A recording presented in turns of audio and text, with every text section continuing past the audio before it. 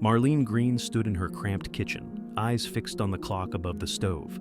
It was nearly 4 p.m., the time her 11-year-old daughter Tasha normally bounded through the front door of their quiet suburban home. The school bus dropped off kids 2 blocks away, and Marlene could usually track Tasha's laughter from down the street.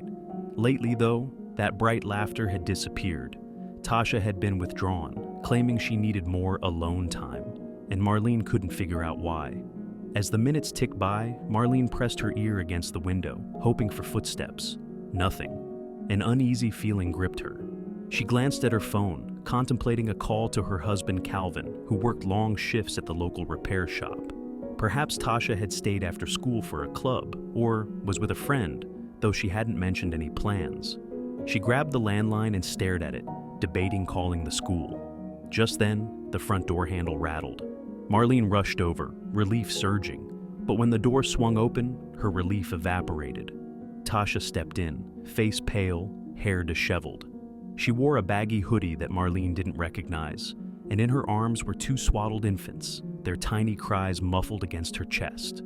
In the hallway stillness, Marlene stared at the babies, unmistakably newborns, and unmistakably black. Tasha's face showed pure exhaustion, as if she'd walked miles. "Tasha," Marlene managed, voice faltering, "why on earth do you have babies?" Tasha's eyes welled up as she adjusted the wriggling infants. "Mom," she whispered, voice trembling, "please don't freak out." Marlene's heart drummed in her chest. Are you hurt? Did someone make you?" "No!"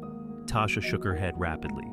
"They're not, I just have to keep them safe, Mom. Please don't call anyone. Don't call the cops."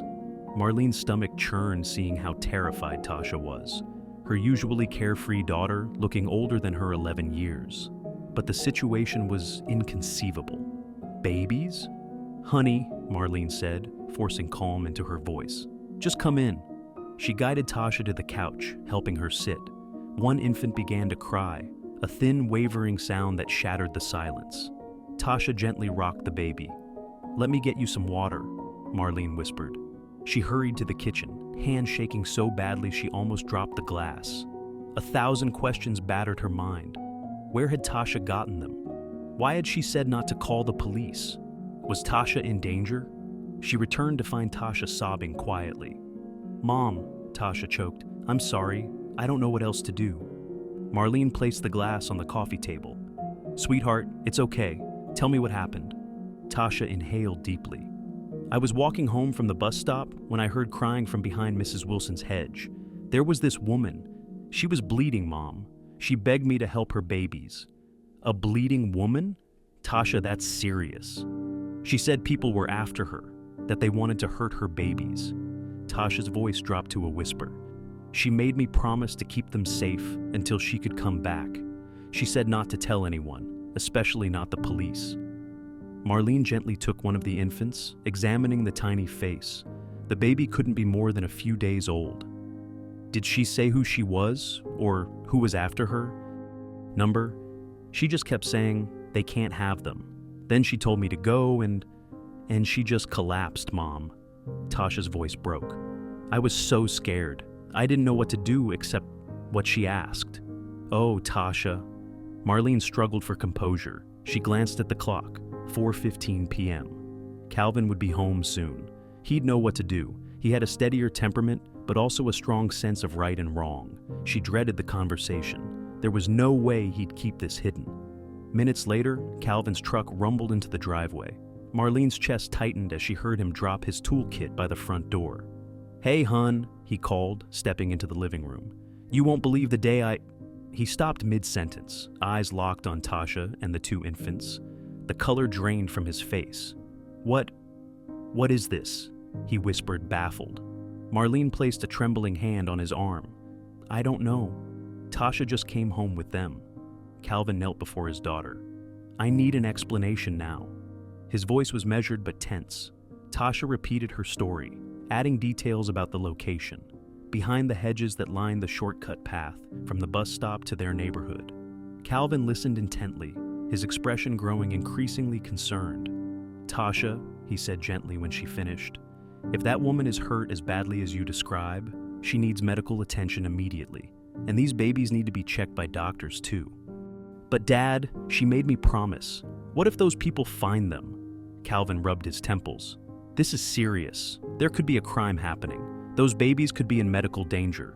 We can't just... Without warning, he reached for his phone.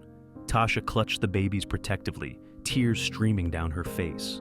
Marlene swallowed hard, torn between supporting Calvin's logic and Tasha's desperate plea. But Calvin's fatherly instincts to do the right thing overrode any hesitations. "Hello," he said tersely into the phone. "My name is Calvin Green. I need to report an emergency. There are 2 abandoned infants in my home and possibly an injured woman near Wilson Street." Tasha let out a wail, burying her face against the nearest newborn, while the other began crying again. Marlene rushed to Tasha's side, stroking her back. "We have to, baby," she whispered. "Your dad's right. If there's a hurt woman, we must get help." Within 15 minutes, red and blue lights flickered outside. Tasha cringed at the sound of sirens. Paramedics gently took the babies, checking them. A female officer sat with Tasha, getting details. Where exactly was the woman? What did she look like? How long ago had this happened? "She had braids," Tasha said, voice barely audible. "Dark jeans, a red sweater. She was young, maybe like my teacher, Ms. Reynolds." While officers searched the location Tasha described, the paramedics confirmed the twins, both boys, appeared healthy but needed hospital evaluation. One officer remained with the Greens, taking statements and reassuring them. Just before 6 p.m., the radio crackled. They'd found a woman matching the description, unconscious behind the hedges. She was being rushed to Memorial Hospital in critical condition. "Is she going to be okay?" Tasha asked, eyes wide. "They're doing everything they can," the officer replied gently. "You might have saved her life by telling us where to look." As the evening deepened, the gravity of the situation settled over the Green household. Police determined the woman was Kiara Wilson, 19, reported missing 3 days earlier after fleeing an abusive relationship. The baby's father was believed to be involved in her disappearance. "Your daughter did something incredibly brave," the detective told Calvin and Marlene as Tasha slept upstairs, exhausted. "Kiara was trying to escape with her newborns. She probably saw your daughter as her last hope." When the last police car left, Calvin sat heavily on the couch beside Marlene. "I still can't believe it," he murmured. "Our Tasha, carrying 2 babies all the way home, trying to protect them." "She has your heart," Marlene said softly, leaning against his shoulder.